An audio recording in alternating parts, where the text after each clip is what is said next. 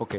तो last lecture के अंदर हमने क्या पढ़ा था कि जो भी डेटाबेस हमने बनाया था, ठीक है, तो डेटाबेस के अंदर हम टेबल कैसे बना सकते हैं, फील्ड कैसे बना सकते हैं, और उसके अंदर फिर फील्ड के अंदर मुझे चेंज करवाना है या फिर टेबल के अंदर चेंज करना है या फिर डेटाबेस का नाम चेंज करना है। ठीक है, तो वो हमने डेटा के अंदर पढ़ा था, टेबल के अंदर पढ़ा था। और उसके बाद टेबल के अंदर कौन सी मुझे एंट्री करवानी है, मतलब इंसर्ट करवाना है या फिर डिलीट करवाना है या फिर अपडेट करवाना है। ठीक है, तो ये सारी क्वेरी हमने लास्ट टाइम पे पढ़ी थी। अब धीरे धीरे जैसे हम आगे बढ़ेंगे तो हमें क्या करना है कि जितनी भी क्वेरी यहाँ पे आ रही है, ठीक है, तो उसकी आपको प्रैक्टिस करनी है। ठीक है, यहाँ पे मैं जा रहा हूँ और यहाँ पे जितनी भी क्वेरी आपको दिखाई दे रही है,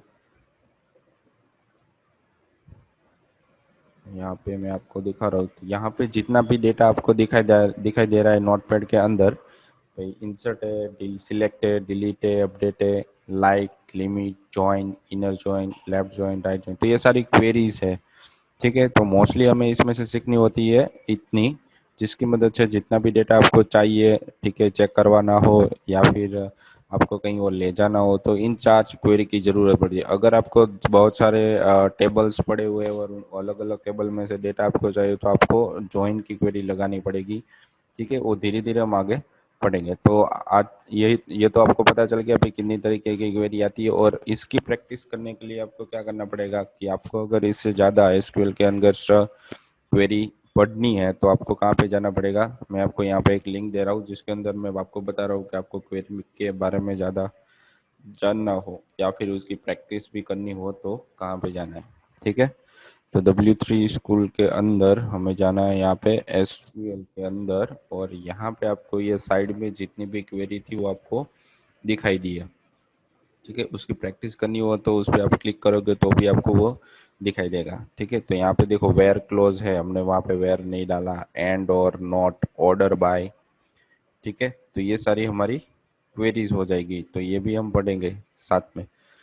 तो जो भी डेटा हमारा मिल रहा है उसके साथ वो ऑटोमेटिकली आ जाती है। ठीक है, तो यहाँ पे मैं ऐड करता हूँ एंड और एंड नॉट। उसके बाद आ जाती है हमारे पास ऑर्डर बाय।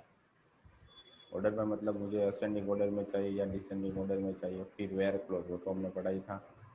ठीक है, फिर था यहाँ पे 15 इन क्वेरी, फिर बिटवीन आ जाएगी, फिर डिलीट हो गई। ओके, तो और एक हो गई डिस्टिंग। डिस्टिंग मतलब डुप्लीकेट डेटा, वो ऑटोमेटिकली डेटाबेस में से आपको सिंगल रिकॉर्ड ही देगा। तो ये सारी क्वेरी हमें पीएचपी के अंदर, कोर पीएचपी के अंदर पढ़नी थी। तो पहले हम स्टार्ट करेंगे भी कि डेटाबेस के साथ कैसे इंटरेक्ट करवा सकते हैं हम उसके बाद उसको। ठीक है, तो वो पढ़ने वाले हैं। तो ये आपको यहाँ पे ज़्यादा प्रैक्टिस करने के लिए मैंने आपको यहाँ पे दे दिया है W3 स्कूल। ठीक है, तो इसके अंदर आपको जाना है, वो सिलेक्ट करने के बाद आपको किसी भी क्वेरी की प्रैक्टिस करनी है तो आपको यहाँ पे क्लिक करना है। जैसे ही आप यहाँ पे क्लिक करोगे किसी पर भी, तो ये साइड में आपको यहाँ पे दिखा रहा है वो आपका क्या हो गया, वन टाइप ऑफ जितने भी टेबल्स है उसके नेम्स हो गए, कस्टमर्स, तो ये हो गया आपका टेबल का नाम। और 91 उसके अंदर रिकॉर्ड पड़े हुए हैं जो कहाँ पे W3 ने प्रोवाइड किया हुआ है। ठीक है, उसके बाद categories, employ, order, product, shipper, supplier, तो ये सारे टेबल्स हो गए हमारे पास। ठीक है, जिस पे आप क्लिक करोगे तो वो टेबल आपको नीचे यहाँ पे शो करेगा, इसके अंदर कौन कौन सी फील्ड है।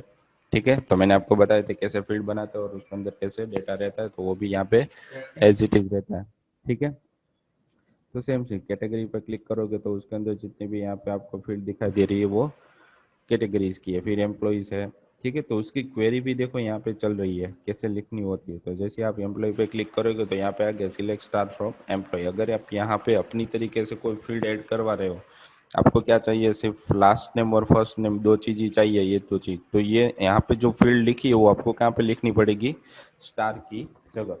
तो यहाँ पे मैं लिख देता हूँ last name comma first name. ठीक है, जैसे मैं यहाँ पे रन एसक्यूएल पे करूँगा तो यहाँ पे मुझे दो फील्ड मिल जाएगी। कहाँ से, एम्प्लॉय वाले टेबल के अंदर से। हमने जैसे लिखा है वैसे भी आप यहाँ पे लिख सकते हो। आ गई। ठीक है, तो ये क्वेरीज हो गई। यहाँ पे आपको देखना है कि भाई उसका मीनिंग क्या होता है ज़्यादा पढ़ने के लिए। ठीक है, उसके बारे में डिटेल में जाना हो तो यहाँ पे आप जा सकते हो, वरना हम जो नोटपैड के अंदर जितनी क्वेरी लिखी है वो तो पढ़ने वाले हैं ही, ठीक है। पर आपको अपनी तरीके से कुछ ज़्यादा सर्चिंग करना है, ठीक है, फाइंड करना भी है कैसे होता है, ये कैसे होता है, तो यहाँ से आप फाइंड कर सकते हो, ठीक है। तो ये सारी यहाँ पे क्वेरीज होगी, ज़्यादातर मैंने जो लिखी है नोटपैड के अंदर वही यूज़ होगी आपकी, ठीक है। तो इसके बारे में हम चार क्वेरी तो हमने पढ़ी थी। तो पहले हमें क्या करना है कि जितना भी डेटा हमारे पास है उसको पहले क्या करना पड़ेगा कि डेटाबेस के अंदर हम डायनेमिकली कैसे उसे ऐड करवा सकते हैं। तो ये तो क्वेरीज हो गई। पहले हमने क्या पढ़ा था कि जो भी हमारे पास डेटा था उसको हम टेम्पररी कैसे चेंजेस करते हैं, उसको परमानेंटली हम कहीं भी स्टोर नहीं करवा रहे हैं। तो परमानेंटली स्टोर करवाने के लिए हमने क्या पढ़ा, तो माइस्क्यूएल पढ़ लिया, उसके अंदर कैसे टेबल बनाते हैं, फील्ड बनाते हैं, ठीक है। तो वो सब वहाँ पे आ गया। अब दोनों को कनेक्ट करना पड़ेगा, हमारा जो कोडिंग था, ठीक है, उसको और माइस्क्यूएल को कनेक्ट करवाने के लिए हमें उसकी वन टाइप ऑफ कनेक्टिविटी करवानी पड़ेगी, तभी हम उसको माइस्क्यूएल को कनेक्ट करवा सकते हैं और परमानेंटली डेटा स्टोर करवा सकते हैं, ठीक है। तो आज के लेक्चर के अंदर हम पढ़ने वाले हैं कि हम एक फॉर्म बनाएंगे और फॉर्म के अंदर जो भी डेटा रहेगा वो हमें परमानेंटली हमारे डेटाबेस के अंदर स्टोर करना है, ठीक है। तो ये तो क्वेरी थी, आपको प्रैक्टिस करने के लिए मैंने बता दिया कि ज़्यादा प्रैक्टिस करनी हो तो कहाँ पे जा सकते हो, कैसे कर सकते हो, ठीक है। और वो क्वेरी तो हम पढ़ने वाले हैं। तो आज के लेक्चर के अंदर हम स्टार्ट करेंगे कि हम हमारे माइस्क्यूएल के साथ कैसे कनेक्टिविटी करवा रहे हैं, ठीक है। तो पहले मैं क्या बना रहा हूँ, एक सिंपल सा फॉर्म बना रहा हूँ जिसके अंदर दो फील्ड रहेगी। जैसे मैं उस फील्ड के अंदर डेटा ऐड करूंगा और सबमिट करूंगा तो ऑटोमेटिकली हमारे डेटाबेस के अंदर वो स्टोर हो जाएगा, ठीक है। हम एप्लीकेशन को बंद भी कर रहे हैं, फिर वापस एक दो दिन के बाद आ रहे हैं, वापस मैं उस पर क्लिक कर रहा हूँ तो वो जितना डेटा वहाँ पे स्टोर हुआ है वो मुझे वापस मिल जाएगा, ठीक है। तो ये चीज़ हमें बनानी है, मतलब परमानेंटली डेटा स्टोर करवाना है। तो मैं इसके लिए क्या कर रहा हूँ, एक नया फोल्डर बना रहा हूँ, ठीक है, प्रैक्टिस करने के लिए। तो ओपन फोल्डर और हम सी ड्राइव में जैम्प में एस टी डॉक के अंदर एक नया फोल्डर बना रहे हैं, ठीक है। इसका नाम मैं दे रहा हूँ यहाँ पे प्रैक्टिस PHP, ठीक है, ऐसे नाम दे रहा हूँ और इसको यहाँ पे ओपन कर रहा हूँ, ठीक है। तो यहाँ पे आपका फोल्डर आ गया प्रैक्टिस PHP करके, ठीक है। इसके अंदर मुझे एक फाइल बनानी है, जो फाइल मैं किस रूप में बनाऊंगा, .php के टाइप में। तो यहाँ पे मैं दे रहा हूँ form.php, आप अपनी तरीके से कुछ भी नाम यहाँ पे दे सकते हैं, ठीक है। फिर मैं बना रहा हूँ HTML और यहाँ पे दे रहा हूँ फॉर्म्स, और इसके अंदर थोड़ा प्रॉपर वे में आए इसके लिए मैं यहाँ पे एक टेबल बना रहा हूँ। टेबल के अंदर मैं बॉर्डर 1 दे रहा हूँ, ठीक है। और इसकी विड्थ देनी है तो आप विड्थ भी दे सकते हो ताकि काफ़ी अच्छी तरीके से आपको दिख सके। टेबल को मैं यहाँ पे क्लोज, और उसके अंदर एक नई रो बना रहा हूँ। रो के अंदर मैं यहाँ पे दो कॉलम बना रहा हूँ। पहले मैं दे रहा हूँ यहाँ पे एंटर नेम, ठीक है। और यहाँ पे दूसरी कॉलम के अंदर मैं दे रहा हूँ इनपुट टाइप में टेक्स्ट, ठीक है। और दूसरा नेम देना है मुझे फर्स्ट नेम, ऐसे भी आप यहाँ पे दे सकते हैं, ठीक है। तो ये वन टाइप ऑफ क्या हो गया, बॉक्स हो गया ना। हम देखते हैं इसको इसको कैसे कैसे रन करवा सकते हैं। तो हमारे लोकल होस्ट के अंदर मैंने नाम दिया था प्रैक्टिस PHP/form.php, ठीक है। तो ऐसे बन के आ गया, देखो यहाँ पे नेम है और यहाँ पे टेक्स्ट फील्ड, यहाँ पे कुछ भी मैं लिख सकता हूँ, और हमारा टाइटल था वो यहाँ पे आ गया, ठीक है, टैब के अंदर। फिर मुझे एक और फील्ड बनानी थी, तो मैं इस TR को कॉपी करके नीचे रख रहा हूँ, ठीक है। और यहाँ पे मैं दे रहा हूँ उसका फ़ोन नंबर या फिर ईमेल, फ़ोन नंबर देता हूँ, ठीक है। और यहाँ पे टेक्स्ट ही रहेगा और नेम बदल जाएगा, यहाँ पे आ जाएगा फ़ोन या मोबाइल, दोनों में से कोई एक। तो दूसरी रो बनेगी, ठीक है। इसको हम रिफ्रेश करेंगे तो दूसरी रो बन गई, यहाँ पे नेम आ गया और यहाँ पे फ़ोन आ गया। फिर मुझे चाहिए एक बटन भी बनाना है नीचे, तो मैं एक और नई रो ले लेता हूँ, उसको कॉपी करके यहाँ पे, और इसके अंदर मैं कुछ नहीं रख रहा हूँ, ठीक है, ब्लैंक। और यहाँ पे मैं दे रहा हूँ इनपुट टाइप टेक्स्ट था वहाँ पे सबमिट, ठीक है। नेम आप यहाँ पे कुछ भी दे सकते हो, और वैल्यू में दे रहा हूँ सबमिट, ठीक है। जैसे इसको मैं यहाँ पे ओपन करूँगा तो यहाँ पे बटन बन के आ गया, ठीक है। अभी देखो यहाँ पे किसी भी तरीके का ऑपरेशन परफॉर्म नहीं हो रहा, मतलब रिफ्रेश नहीं हो रहा। तो क्यों नहीं हो रहा है? क्योंकि मैंने इसको फॉर्म के अंदर नहीं बनाया। तो मुझे क्या करना पहला करना पड़ेगा, फॉर्म के अंदर मुझे यहाँ पे लिखनी पड़ेगी मेथड पोस्ट, ठीक है। फिर टेबल ख़त्म होने के बाद मुझे यहाँ पे फॉर्म को ओवर करना पड़ेगा। अब जैसे ही मैं एंटर नेम और फ़ोन नंबर के अंदर फील्ड लिखूंगा तो अपने आप को रिफ्रेश हो जाएगा। देखा, हो गया। तो ये चीज़ मतलब जो मेरा फॉर्म था वो क्या हो गया, पोस्ट हो गया, ठीक है।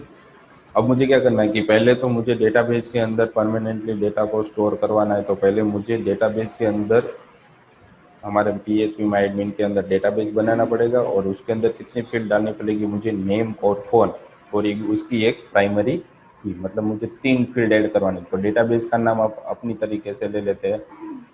तो मैं कहाँ पे जा रहा हूँ, सर्वर के अंदर, क्योंकि मुझे बिल्कुल नया डेटाबेस बनाना है। तो मैं सर्वर के अंदर गया, वहाँ पे डेटाबेस पे क्लिक किया, और यहाँ पे मैं एक नया नाम दे रहा हूँ प्रैक्टिस करके, ठीक है, ताकि आपको याद रहे। जो भी आपका प्रोजेक्ट बना रहे हो उसी प्रोजेक्ट के नाम से आपका डेटाबेस का नाम देना है। क्योंकि क्या रहेगा, आपने बहुत सारे डेटाबेस या प्रोजेक्ट बना लिए हैं, तो कौन सा डेटाबेस किसका, वो आपको उसके कोडिंग में जाके पता करना पड़ेगा। तो उसके लिए मैंने यहाँ पे उसके फोल्डर के नाम से यहाँ पे डेटाबेस का नाम क्रिएट कर दिया, ठीक है। तो यहाँ पे प्रैक्टिस PHP करके बन गया, और उसके अंदर मुझे बनाना है एक टेबल।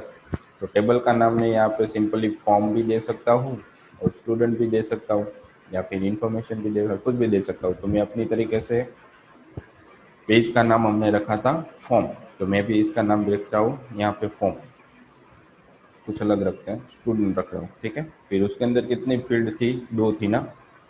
तो मुझे एक ऑटोमेटिकली इंक्रीमेंट होता रहे ऐसा डेटा, ऐसी फील्ड भी बनानी पड़ेगी अपने तरीके से। तो मैं क्या कर रहा हूँ, यहाँ पे मेरे पास तो 2 फील्ड तो थी, और एक एक्स्ट्रा फील्ड एक बनानी पड़ेगी। तो मुझे टोटल 3 फील्ड बनानी पड़ेगी, और टेबल का नाम क्या हो गया, स्टूडेंट। तो जैसे ही वो करूँगा, फिर मुझे यहाँ पे 3 फील्ड ऐड करवानी पड़ेगी। तो पहले तो स्टूडेंट ID, फिर नेम, और यहाँ पे फ़ोन, ठीक है। तो स्टूडेंट ID इंटीजर के अंदर ही आने वाली है, नेम है वो हमारा किस में हो जाएगा, वेर कैर के अंदर, ठीक है। तो वेर कैर दे रहा हूँ तो मुझे लेंथ कंपलसरी देनी पड़ेगी। तो किसी का भी नेम है मैक्सिमम 60 या 70 कैरेक्टर का होता है, तो मैं यहाँ पे मैक्सिमम 100 कैरेक्टर दे रहा हूँ। तो इससे ज़्यादा तो किसी का नाम होने वाला नहीं है। फिर फ़ोन है, तो इसके अंदर भी मैं वेरकेर या लॉन्ग इंट दे सकता हूँ। तो लॉन्ग इंट नहीं दे रहा हूँ मैं, यहाँ पे वेरकेर ही दे रहा हूँ, ठीक है। और मैक्सिमम डिजिट इसके 15 दे रहा हूँ। फिर स्टूडेंट ID है, उसको मुझे प्राइमरी की करना पड़ेगा। तो मैं क्या कर रहा हूँ, यहाँ पे AI को सिलेक्ट कर रहा हूँ, मतलब ऑटो इंक्रीमेंट। जैसे ऑटो इंक्रीमेंट सिलेक्ट करूँगा तो वो प्राइमरी सिलेक्ट अपने आप ही हो जाएगा, मतलब इसके अंदर अभी कभी भी डुप्लीकेट एंट्री नहीं आएगी, ठीक है। तो ये हमने यहाँ पे टेबल को सेटअप कर दिया नेम के साथ। फिर इसको यहाँ पे सेव कर दो। जैसे ही सेव करोगे तो उसका स्ट्रक्चर यहाँ पे बन के आ गया होगा। ये स्टूडेंट ID प्राइमरी की है, नेम और फ़ोन नंबर हमारे नॉर्मल फील्ड्स है, ठीक है। तब हमने यहाँ पे इसको बना तो दिया है, पर इसकी कनेक्टिविटी मुझे कहाँ पे करवानी पड़ेगी, हमारे जो कोडिंग था वहाँ पे करनी पड़ेगी, ठीक है। तो पहले कोडिंग करने के लिए वो PHP के अंदर करनी है। तो मुझे स्टार्टिंग में PHP का कोड लिखना पड़ेगा, जैसे आप पहले स्टार्टिंग में फॉर्म सबमिट करवाते थे वैसे ही। तो पहले डेटाबेस के साथ आपको कनेक्टिविटी करवानी है, मतलब आपको पहले इसके साथ जो आपको PHP माई एडमिन दिखा रहा है उसके साथ कनेक्टिविटी करवानी पड़ेगी। मतलब ये आपका क्या था, लोकल सर्वर था। तो लोकल सर्वर के साथ कनेक्टिविटी करवाने के लिए वो फिक्स आता है भाई, उसका यूज़र नेम पासवर्ड वो सब फिक्स आता है। तो उसके लिए इन लोगों ने एक कमांड दे दिया है, जब भी हमें डेटाबेस के साथ कनेक्टिविटी करवानी हो तो हमें यहाँ पे लिखना पड़ेगा MySQLi अंडरस्कोर कनेक्ट, ठीक है। तो पहले स्टार्टिंग में मुझे क्या देना पड़ेगा, यहाँ पे सर्वर का नेम, ये मैं जस्ट ऐसे ही लिख रहा हूँ, उसके बाद आपको मैं दिखा रहा हूँ। यहाँ पे फिर आ जाएगा यूज़र नेम, फिर आ जाएगा यहाँ पे पासवर्ड। जो डेटाबेस के साथ कनेक्टिविटी करवा रहे हैं उसका यूज़र नेम और पासवर्ड भी यहाँ पे होता है, जो हमें दिखाई नहीं देता। पहले जो लास्ट में बहुत पहले जो वर्जन आते थे पीएचपी के, उसके अंदर पहले मुझे लॉगिन करना होता है, फिर मुझे वो कहाँ पे ले जाते हैं, हमारे पीएचपी माई एडमिन के अंदर ले जाते हैं। उससे पहले वो लोग लॉगिन करवाते हैं। तो लॉगिन करने की सिस्टम नए वर्जन के अंदर नहीं है, डायरेक्टली उसका यूज़र नेम और पासवर्ड वो लोग फिक्स रख रहे हैं, ठीक है। और जो भी सर्वर का नाम होगा वो, और उसके बाद मुझे किस डेटाबेस के साथ कनेक्टिविटी करवानी है, मतलब यहाँ पे बहुत सारा आपका डेटाबेस दिया हुआ है, तो किसके साथ आपको कनेक्टिविटी करवानी है, तो उसका नाम आपको कहाँ पे देना होता है, लास्ट में, ठीक है। तो यहाँ पे आएगा, आ जाएगा आपका डेटाबेस नेम, ठीक है। तो ये मैंने आपको जस्ट ये इन्फॉर्मेशन के लिए लिखा है। अब मैं यहाँ से उसकी कनेक्टिविटी कैसे करवाते हैं वो लिख रहा हूँ। MySQL कनेक्ट एक ही बार आपको लिखना होता है पूरे पेज के अंदर, ठीक है। तो यहाँ पे आ जाएगा पहले लोकल होस्ट, क्योंकि हमने हमारा सर्वर का नाम क्या था, लोकल होस्ट, ठीक है। अब आप अब आप ऑनलाइन लिख रहे हो, ठीक है, मतलब ऑनलाइन कहीं पर भी आप ऐड करवा रहे हो, तो आपको क्या करना पड़ेगा,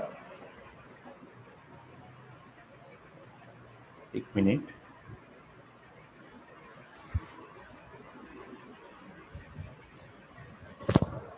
हाँ, हाँ बोलो।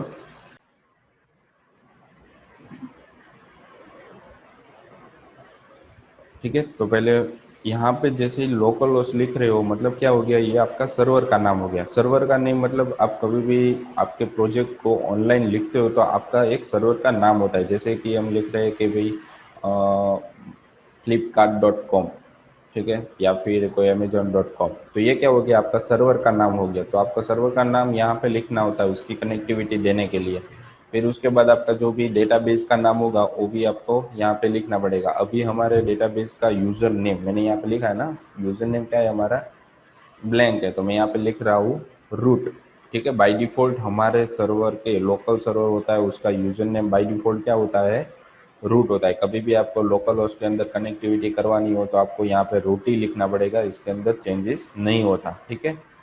फिर यहाँ पे पासवर्ड ब्लैंक होता है, ठीक है। लोकल होस्ट के अंदर जब भी यूज़र नेम होता है तो उसका पासवर्ड क्या होता है, बाय डिफ़ॉल्ट ब्लैंक रहता है, ठीक है। और उसके बाद हमें कौन से डेटाबेस के साथ कनेक्टिविटी करवानी है, तो हमारे डेटाबेस का नाम हमने क्या दिया था, यहाँ पे है practice_php।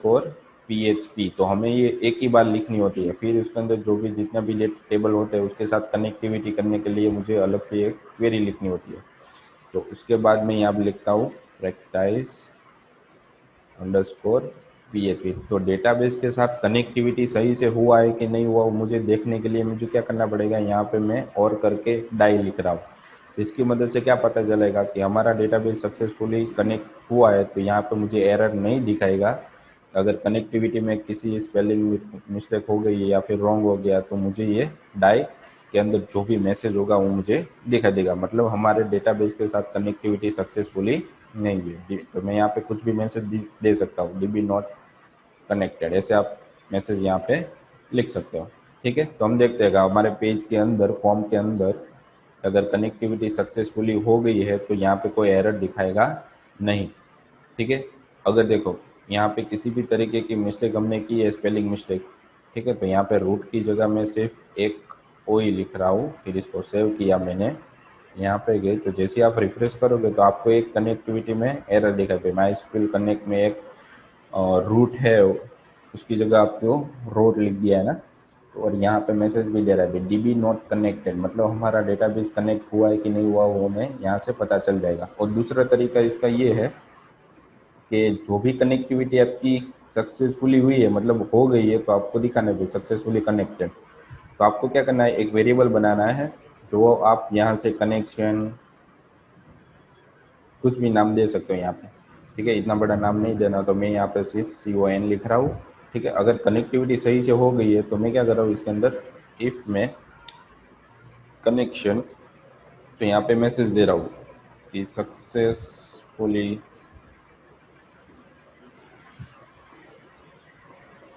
कनेक्टेड, ठीक है। और उसके बाद हमारा जो फॉर्म हमने नीचे दिया हुआ है वो हमें दिखाई देगा। ठीक है, तो जैसे मैं यहाँ पे रिफ्रेश करूँगा तो देखो मैसेज आ गया, मतलब डेटाबेस के साथ जो भी हमने बनाया है माई के अंदर, PHP माई एडमिन के अंदर, उसके साथ कनेक्टिविटी सही से हो गई है।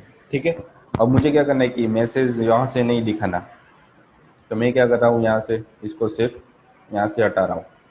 बाकी कनेक्टिविटी तो हमारी हो ही गई है। अब जब भी मुझे क्वेरी फायर करवानी है यहाँ से, तो ये वेरिएबल मुझे पास करवाना पड़ेगा। क्यों? क्योंकि ये वेरिएबल के अंदर जो भी आपका डेटाबेस है उसके साथ कनेक्टिविटी हुई है, मतलब हर बार आपको बताना पड़ेगा भाई किस डेटाबेस के साथ आपको इन क्वेरी फायर करवानी है, मतलब डेटा इंसर्ट करवाना है या अपडेट करवाना है, तो वो वेरिएबल आपको हर बार पास करवाना पड़ेगा।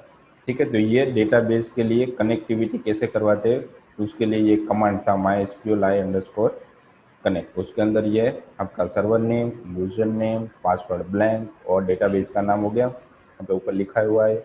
अगर किसी भी तरीके की एरर आई, प्रॉब्लम है डेटाबेस के कनेक्टिविटी में, तो यहाँ पे और करके आप डाई भी लिख सकते हो। यहाँ पे आपको सेमीकोलन नहीं करना, कहाँ पे करना है, लास्ट में करना है। ठीक है, यहाँ पे सेमीकोलन कर दिया तो यहाँ पर भी ये लाइन खत्म हो जाएगी, तो ये चलेगी नहीं, तो इसकी एरर आपको दिखा सकता है, तो ये भी आपको याद रखना है। ठीक है, अब मुझे क्या करना है कि जैसे ही मैं यहाँ पे सबमिट में क्लिक करूँगा तो पहले मुझे नेम और फ़ोन के अंदर जो भी मैंने डेटा लिखा है, फील्ड लिखी है, वो मुझे पहले पोस्ट करवानी पड़ेगी। तो जैसे हम नॉर्मली करवा रहे थे, ठीक है, तो वैसे ही करवाना है।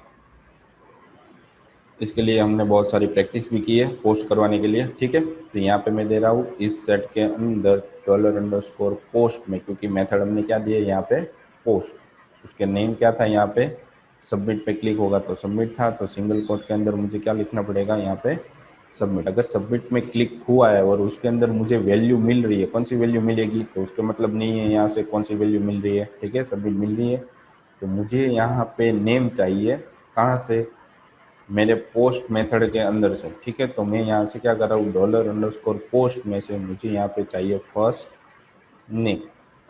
ठीक है, और उसके बाद मुझे यहाँ पे चाहिए फ़ोन, तो मैं यहाँ पे लिख रहा हूँ $_पोस्ट के अंदर फ़ोन लिख रहा हूँ। ठीक है, दूसरी फील्ड का नाम। तो नेम ऑलवेज फॉर्म के अंदर क्या रहता है, यूनिक रहता है। तो ये हमारा एक फॉर्म हो गया, उसके अंदर हमने 3 तरीके के नाम बनाए अलग अलग। तो उसके अंदर भी हमने एक कंडीशन दे दी, सबमिट में जैसे ही क्लिक होगा तो मुझे फर्स्ट नेम और फ़ोन नंबर, उसकी दोनों के अंदर जो भी डेटा होगा वो मुझे मिलना चाहिए। ठीक है, तो ये चीज़ थी।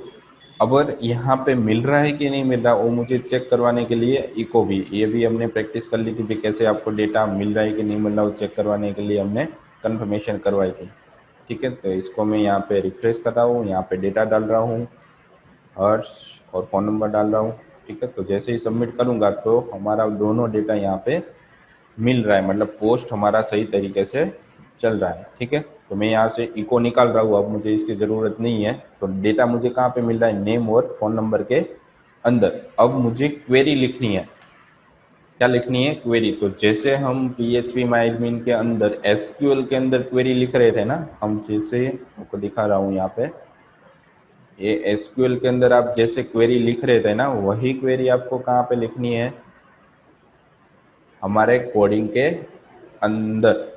पर उसको एक वेरिएबल के अंदर आपको नाम लिखना पड़ेगा, डबल कोट के अंदर क्वेरी चाहिए। तो यहाँ पे जैसे हम लिख रहे थे, तो इंसर्ट करवाना है, तो इंसर्ट इनटू, टेबल का नाम हमने क्या दिया था वहाँ पे, टेबल का नाम मतलब जो प्रैक्टिस PHP के अंदर हमें कहाँ पे डेटा ऐड करवाना है, स्टूडेंट नाम के टेबल में ना। तो मुझे क्या करना पड़ेगा, उस टेबल का नाम वहाँ पे देना पड़ेगा। तो मैं यहाँ पे दे रहा हूँ स्टूडेंट, फिर फील्ड्स और यहाँ पे वैल्यूज़। ठीक है, तो फील्ड का नाम मैंने कैसे बताया था आपको, बैकवर्ड कोट के अंदर रखना है, और वैल्यूज़ आपको कहाँ पे रखनी है, सिंगल कोट के अंदर। तो यहाँ पे जो फील्ड आ रही है वो फील्ड वहाँ पे एग्जैक्टली होनी चाहिए। कौन सी फील्ड थी यहाँ पे, नेम और फ़ोन। ठीक है, तो पहले मुझे क्या देना पड़ेगा, यहाँ पे नेम, जो यहाँ पे फील्ड आएगी वो आपके टेबल के अंदर रहेगी, वो फील्ड रहेगी। ठीक है, तो मुझे यहाँ पे देना पड़ेगा नेम और यहाँ पे फ़ोन। ये याद रखना है, यहाँ पे आपको क्या देना है, जो भी आपके टेबल के अंदर, मतलब डेटाबेस के अंदर जो भी आपने फील्ड का नाम रखा है वो देना है। ठीक है, और उसके अंदर कौन सी वैल्यू आपको इंसर्ट करवानी, वो आपको कहाँ पे रखनी पड़ेगी, जो ना नीचे से फॉर्म के अंदर से डेटा पोस्ट हुआ वो इस वेरिएबल के अंदर अपने स्टोर करवाए, तो उसको आपको यहाँ पे रखना है डॉलर नेम, और यहाँ पे आपको रखना है डॉलर फोन। ठीक है, मतलब ये आपने क्वेरी लिख तो दी है, अब आपको फायर वहां तक ले जानी पड़ेगी, ये डायरेक्टली वहां पे जाती नहीं है। ठीक है, आपको यहाँ तक लानी पड़ेगी ये एसक्यूएल के अंदर, तो वहां वहां से यहाँ लाने के लिए आपको एक और कमांड दिया है। आपकी क्वेरी कहाँ आ गई, इस वेरिएबल के अंदर आ गई, तो वहां से यहाँ लाने के लिए इन लोगों ने माइस्क्यूएल अंडरस्कोर क्वेरी नाम का एक कमांड दिया है। ठीक है, तो इस कमांड के अंदर आपको पहले कौन से डेटाबेस के साथ कनेक्टिविटी करवानी है इसके साथ चाहिए, तो इसके लिए भी हमने एक वेरिएबल रख दिया है कनेक्शन। तो पहले मुझे किस डेटाबेस में जाना है उसके लिए मुझे कनेक्शन पास करवाना पड़ेगा, मतलब उस डेटाबेस के साथ कनेक्टिविटी करवानी पड़ी, इसलिए हमने यहाँ पे इसको वेरिएबल के अंदर, क्योंकि मुझे इतना सारा बार बार लिखना ना पड़े इसलिए मैंने इसको एक वेरिएबल के अंदर रख दिया है। ठीक है, और कौन सी क्वेरी लिखनी है मुझे यहाँ पे क्यू यू ई, तो इसको भी मैंने एक वेरिएबल के अंदर रख दिया है। तो आप यहाँ से ये भी लिख के यहाँ पर भी रख सकते हो, और इसको कनेक्शन की जगह आप ये भी लिख सकते हो, चल सकता है। ठीक है, पर ये बहुत बड़ा हो जाएगा इसलिए हमने उसको वेरिएबल के फॉर्म में ले लिया, तो हमारा माइस्क्यूएल क्वेरी का कमांड है वो छोटा हो जाएगा। ठीक है, फिर हमने क्या रख दिया यहाँ पे क्वेरी, मतलब ये हमारी क्वेरी हो गई। तो कहाँ, प्रैक्टिस पीएचपी नाम के टेबल में स्टूडेंट डेटाबेस के अंदर स्टूडेंट नाम के टेबल में इस फील्ड के अंदर ये वैल्यू स्टोर हो जाएगी, मतलब वहाँ के अंदर हम पहुँच गए। ठीक है, तो इसको सेव करना है, इतना ही लिखना है आपको और कुछ नहीं करना। ठीक है, जैसे ही आप यहाँ से, ठीक है, तो अभी हमारे पास यहाँ पे ब्राउज करोगे तो किसी भी तरीके का डेटा नहीं है, तो मैं क्या कर रहा हूँ यहाँ से डेटा ऐड करवा रहा हूँ हर्ष, और यहाँ पे दे रहा हूँ 9899, कुछ भी दे सकते हो। जैसे ही आप सबमिट करोगे और यहाँ पे जाने के बाद वापस आपको ब्राउज पे क्लिक करना है, तो देखो यहाँ पे डेटा आ गया, उसकी प्राइमरी की या रह गई 1 रह गई, उसका नाम और जो भी हमने फील्ड के अंदर फ़ोन नंबर दिया था वो स्टोर हो गया। ठीक है, वापस मैं यहाँ पे दे रहा हूँ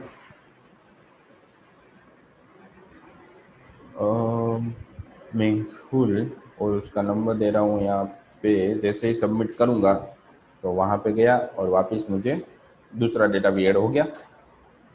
ठीक है, तो ये डायरेक्टली हमारे फॉर्म के अंदर से हो रहा है। ठीक है, अगर डेटाबेस के अंदर सक्सेसफुली डेटा ऐड हो गया है तो मुझे क्या करना पड़ेगा, वहाँ पे मैसेज भी दिखाना पड़ेगा ना। तो मैं यहाँ पे क्या कर रहा हूँ, एक और वेरिएबल ले लिया। ठीक है, अगर यहाँ पे सक्सेसफुली डेटा इंसर्ट हुआ है तो क्या करेगा कि रिटर्न 1 करेगा, और सक्सेसफुली डेटा इंसर्ट नहीं हुआ है तो वो यहाँ पे 0 रिटर्न करता है।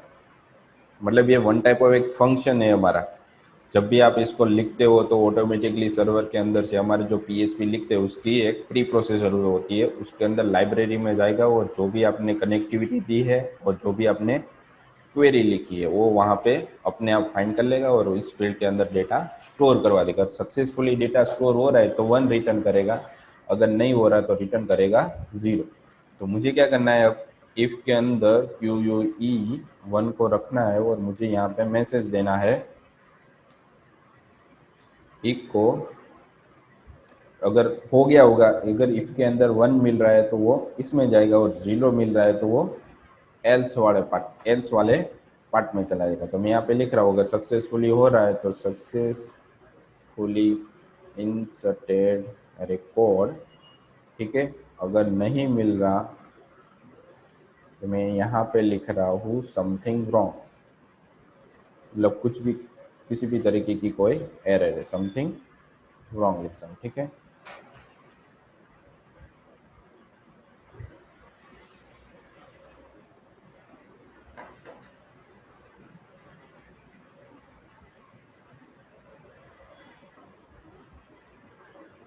ठीक है, तो यहाँ पे इस तरीके की एरर आ जाएगी।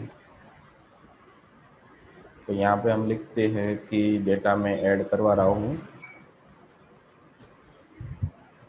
विजय 1 2 3 4 5। ठीक है, यहाँ से जैसे ही सबमिट करूँगा तो सक्सेसफुली इंसर्ट रिकॉर्ड का मैसेज आ गया और डेटा हमें कहाँ पे दिखाई देगा, यहाँ पे जैसे आप ब्राउज पे क्लिक करोगे तो तीसरा रिकॉर्ड भी यहाँ पे स्टोर हो गया होगा। ठीक है, तो ये यहाँ पे डेटाबेस के साथ हमारे कोडिंग के अंदर से कैसे कनेक्टिविटी करवाते हैं तो इसके बारे में यहाँ पे लिखा है। अब देखो आपने क्या किया है कि एरर कैसे फाइंड करते हैं इसके अंदर, अगर किसी भी तरीके की एरर इसके अंदर है, ठीक है, मतलब कहाँ पे आपने जो भी आपने क्वेरी लिखी है उसके अंदर आपको किसी भी तरीके की क्वेरी है, समथिंग बैकवर्ड कोड के अंदर सिंगल कोड आपने कर दिया है, ठीक है, तो आपका डेटा सक्सेसफुली स्टोर नहीं होगा। ठीक है, इसको हम टेस्ट करके भी देखते हैं। तो यहाँ पे मैं गया, यहाँ पे मैंने रिफ्रेश किया, ठीक है, यहाँ पे मैं लिखता हूँ टेस्ट और यहाँ पे नंबर, समथिंग रॉन्ग मैसेज आ गया। मतलब आपने जो क्वेरी लिखी है वो फिक्स नहीं है, मतलब जब भी आपकी किसी भी तरीके का डेटा आपको क्वेरी आपकी डेटाबेस के अंदर स्टोर नहीं हो रही है, मतलब आपने जो डेटा डाला है वो स्टोर नहीं हो रहा है, तो आपकी एरर कहाँ पे होगी, ऑलवेज क्वेरी के अंदर ही होगी। पर उसको आपको देखना है भी कौन सी एरर है, तो आपको क्या करना पड़ेगा, ठीक है, तो इको करो, ठीक है, इस क्वेरी के सामने इको लगाओ और यहाँ पे आप डेटा सबमिट करो, तो क्वेरी भी यहाँ पे एज इट इज प्रिंट हो जाएगी। तो इस क्वेरी के अंदर कौन सी एरर है तो इसको कॉपी करो, ठीक है, और कहाँ पे ले जाओ इसको, आपके जो डेटाबेस था, टेबल था, जिस फील्ड के अंदर, जिस टेबल के अंदर आपको ऐड करवाना है उस टेबल के अंदर जाओ और वहाँ पे एसक्यूएल में जाओ और यहाँ पे इसको निकाल के पेस्ट कर दो। जो आप वहाँ पे क्वेरी लिख रहे हो एग्जैक्टली माइस्क्यूएल आई अंडरस्कोर क्वेरी में यहाँ पे लाता है वो उसको। ठीक है, यहाँ पे आने के बाद उसको क्या करता है, फायर करवाता है। तो देखो यहाँ पे क्या दे दिया आपको, एक एरर दे दी और कहाँ पे एरर है वो भी आपको यहाँ पे मेंशन करके देखेगा। तो आपको ये चीज़ पढ़नी है भाई कहाँ पे एरर है। ठीक है, तो यहाँ पे लिखा होगा भाई right syntax to use near, कहाँ पे एरर होगी वो आपको नियरली दिखाएगा, एग्जैक्ट कौन सी एरर वो नहीं दिखाएगा। ठीक है, तो आपको यहाँ पे क्वेरी सही से पढ़नी है भाई। यहाँ पे क्या आना चाहिए, ऐसे फील्ड का नाम तो यहाँ पे फील्ड बैकवर्ड कोट में होनी चाहिए, याद रखना है। ठीक है, और बैकवर्ड कोट में नहीं है इसलिए ये एरर आ रही है। सिंगल कोट में ये वैल्यू है वो आपको सिंगल कोट में ही मिल रही है तो उसकी कोई एरर नहीं दिखा रहा है, ये आपकी नेम के अंदर फील्ड में एरर दिखा रहा है। तो आपको कहाँ पे जाना पड़ेगा, तो आपको पहले तो इसके अंदर ये सही से आ रहा है कि नहीं आ रहा उसके लिए यहाँ पे एरर फाइंड करनी पड़ेगी। देखो हो गई, अगर यहाँ पे सक्सेसफुली एरर जनरेट हो रही है मतलब डेटा इंसर्ट हो गया, तो आपको इस क्वेरी को कॉपी करने के बाद आपको कहाँ पे रखना है, या फिर आपको याद रखना भी कौन सा चेंजेस है। तो यहाँ पे ऐसे भी आप रख सकते हो, बैकवर्ड कोड भी रख सकते हो, या फिर पूरी क्वेरी भी यहाँ से आप रिप्लेस करवा सकते हो। तो ऐसे भी आप हो सकता है। ठीक है, पर यहाँ पे क्या हो जाएगा, उसकी वैल्यू फिक्स हो जाएगी। तो मुझे फिक्स नहीं करनी, मुझे यहाँ पे जो फील्ड के अंदर से आ रहा है वही डेटा यहाँ पे स्टोर करवाना है। तो ये क्वेरी भी आप यहाँ से चेक करवा सकते हो, मैंने करवाई वैसे। कैसे, उसको इको लगा दो और जो भी क्वेरी प्रिंट हो रही है उसको PHP माइडमिन में लेके जाओ और वहाँ पे आप एसक्यूएल के अंदर टेस्ट करो भाई इसके अंदर कौन सी एरर है। तो यहाँ पे कभी भी एसक्यूएल के अंदर जो भी एरर होगी वो आपको नहीं दिखाई देगी, वो एरर ऑलवेज कहाँ पे दिखाई देगी, आपको एसक्यूएल के अंदर। ठीक है, तो ये चीज़ थी। तो आपको इंसर्ट करवाने के लिए इतनी कोडिंग करनी पड़ेगी। ठीक है, और नेक्स्ट लेक्चर के अंदर हम पढ़ेंगे भी डेटा को कैसे वहाँ से लाते हैं। मुझे बार बार जो भी डेटा हमारा इंसर्ट हुआ है वो बार बार यहाँ पे जाना नहीं है बार बार देखने के लिए, मुझे डायरेक्टली कहाँ पे दिखाई देना चाहिए, हमारा जो फॉर्म है वहीं पे मुझे जैसे ही डेटा इंसर्ट करवाया तो वो डेटा मुझे वापस यहाँ पे मिलना चाहिए। ठीक है, मुझे बार बार वहाँ पे जाने की ज़रूरत नहीं होनी चाहिए। वैसी ही चीज़ें हमें यहाँ पे बनानी है। तो यहाँ से भी मैं डिलीट कर दूंगा तो वैसे ही डेटाबेस के अंदर से भी डिलीट हो जाएगा।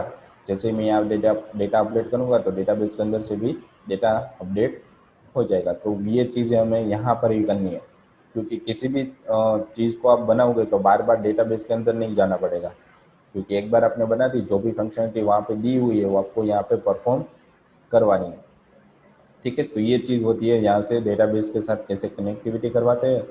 ठीक है, तो आज के लेक्चर में इतना ही था। नेक्स्ट लेक्चर के अंदर हम सिलेक्ट करेंगे डेटा को, वहाँ से लाएंगे और उसको डिलीट भी करवाएंगे। ठीक है, फिर इसके अंदर बहुत सारी फील्ड आएगी। अभी तो हमने 2 ही फील्ड ली है, फिर इसके बाद gender, check box, select box, files, ठीक है, टेक्स्ट एरिया, वो सारी फील्ड इसके अंदर आ जाएगी। मल्टीपल फाइल भी हम इसके अंदर करवाएंगे, ठीक है, ताकि आपको पूरे का पूरा फॉर्म समझ में आ जाए। फिर कभी भी इसकी ज़रूरत आपको पड़े तो आपको सिर्फ इसका फंक्शनलिटी यूज़ करनी है, भाई कैसे कहाँ से करना है, ठीक है। तो आज के लेक्चर के अंदर इतना ही है, प्रैक्टिस करना है इसकी सही से। अगर ये अपनी ये प्रैक्टिस नहीं की तो आपको आगे भी पता नहीं चलेगा, ठीक है। ये फंडा का जितना भी डेटाबेस था उसके साथ कनेक्टिविटी करवाने के लिए फर्स्ट लेक्चर था और वेरी इंपॉर्टेंट था, तो इसके बारे में आपको पता होना चाहिए। इसके ऊपर ही जितनी भी फील्ड है, अगर आपको इंसर्ट अपडेट डिलीट आ गया तो आपको आधी चीज़ तो ऐसे ही आ जाएगी, ठीक है। आपको पता चलेगा भाई कहीं से कहाँ से डेटा कहाँ जा रहा है, वो भी आपको इजीली पता हो जाएगा। इसकी दो तीन रीतें हैं, मैं धीरे धीरे आपको दो तीन टाइप्स है वो मैं आपको धीरे धीरे बता दूंगा। भाई इस तरीके से भी डेटा पास हो सकता है और इस तरीके से भी डेटा आपको आप इंसर्ट करवा सकते हो, ठीक है। तो ये जैसे ही हमारा लेक्चर खत्म हो रहा है तो यहाँ पे आपको 3 क्वेश्चन दिए हैं लेक्चर के रिगार्डिंग, ठीक है, जो आपको RNWIT की एप्लीकेशन के अंदर सबमिट करवाने हैं, जिसकी मदद से आपकी अटेंडेंस वहाँ पे हो जाएगी, ठीक है। तो आज के लेक्चर के लिए इतना ही था। Thank you.